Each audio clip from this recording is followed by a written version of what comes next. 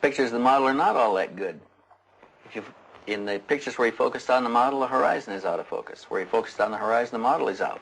Well, not all of them, Steve. I mean, some of these photographs come out very, very good. We should put them in there for comparative testing under computer analysis. We've got to have that comparison. Frankly, this could be a scam. So when we look at models, there's a variety of things that are different than when we look at photographs of these objects. Load in some colors first. That object right there is solid. It's one solid color. There's very little contour in it compared to other objects that are in the photograph, like the trees and things that we have color mapped in the background to be high contrast colors. And I've blown them up so we can look at the edges as pixels. So we're going from the brown object to the horizon. It takes 2 pixels. I mean, you can count it with your finger. You don't even need a computer. Why is that important? What does it mean? There's no contour to the object. Remember when we looked at the other photographs that were taken by Meier, the width of the edges ranged from 4 to 9. Point of the story. This is a small model. It's easy to tell small models. Well, we tested that fighter sequence, and that came out pretty good. We didn't find any strings in there. And when we got through blowing it up in a computer, we had the outline of the Mirage fighter, everything. The incident occurred at Schmarbühl. Meier claims the jet made 22 passes at the beam ship. Computer analysis using the information from a known object, the Mirage fighter, shows again that the beam ship is the size and distance Meier claims. What'd you find out from the base? You had some investigation going in that They're pretty tight here on military security, but they won't let us talk to the pilot. We did find somebody who claimed that he'd found a mechanic who worked in that squadron at that time, and there was an exercise going on, and an airplane did come back with the electrical system melted out. The fire control system had to change a lot of black boxes, get it operational again. What about Meier? What are we going to do with him? I think we ought to put it to him, you know. Let's go for the man, find out if he's telling the truth, and put the full court press on him.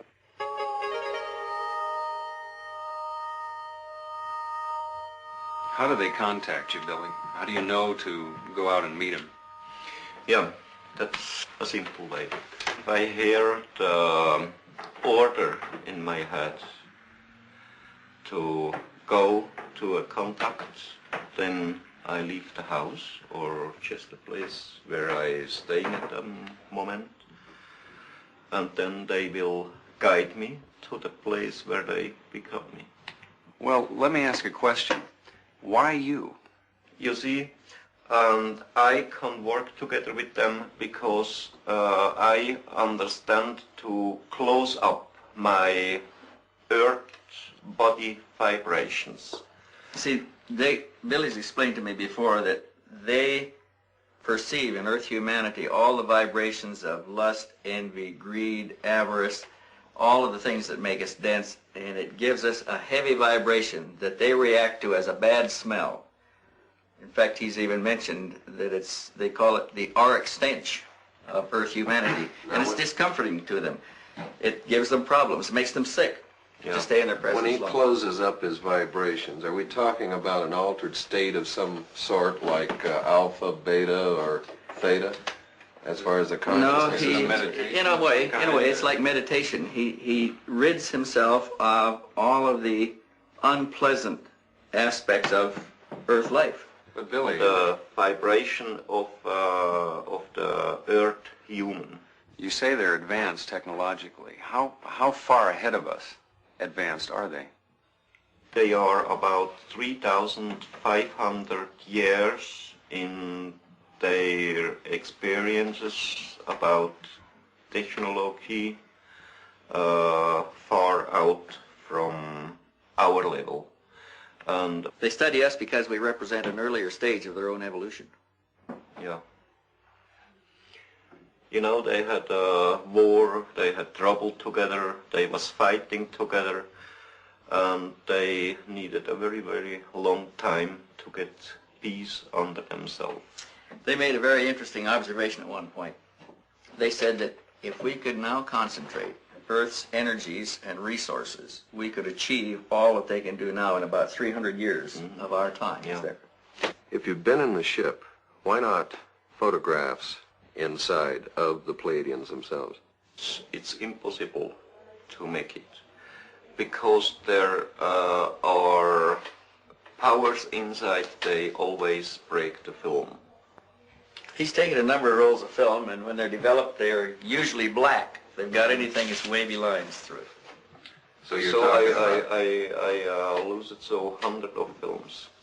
Why are they here now, and what do they want? You see, they don't come here to harm us. They don't come to start trouble here or war or to overtake the earth in their ruling. They just see us here as their little brothers or something like that. And they want to bring real teaching of the natural life and of the spiritual belonging, spiritual teaching, spiritual life and all this. But they must want something from us. They just want nothing. Nothing. You see, for the human on earth, it's impossible to believe this, but that's really the truth. They just want nothing from the humans on earth.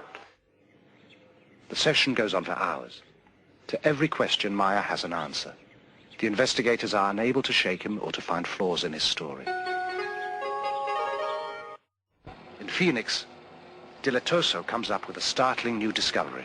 We're getting into a really interesting area in these pictures. We don't really have to test every picture anymore to see if it's a real picture or not.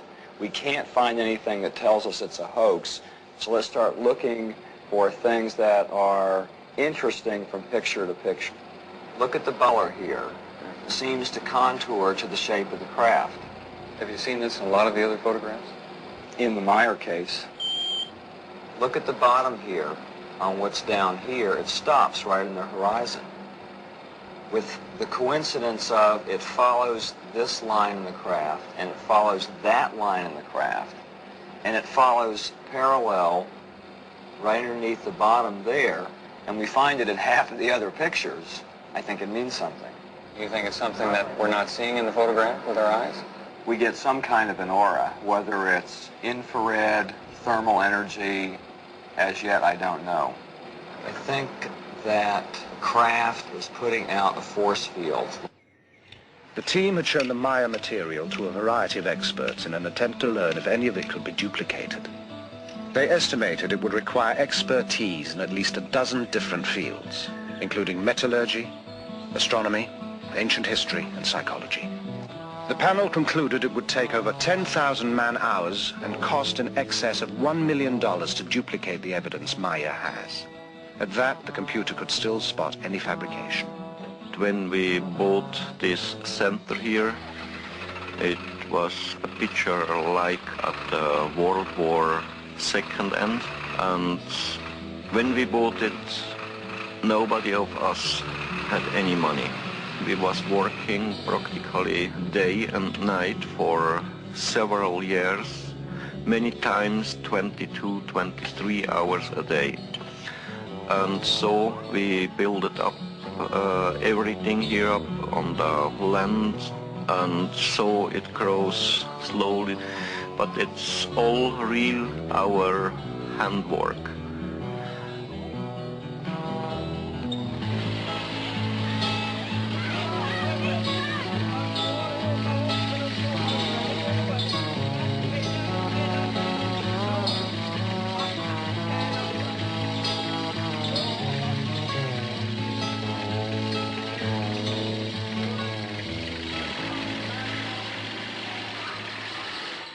Really, this is a psychological stress evaluation test, better known as PSE. What we're going to do is ask you some questions. You will answer yes or no. We will tape these questions. The tape will go back to the United States. At that time, we'll test it through a computer to measure your micro tremors in your voice. It's like a lie detector test. Yeah. Would you agree to doing this? Go on, start it.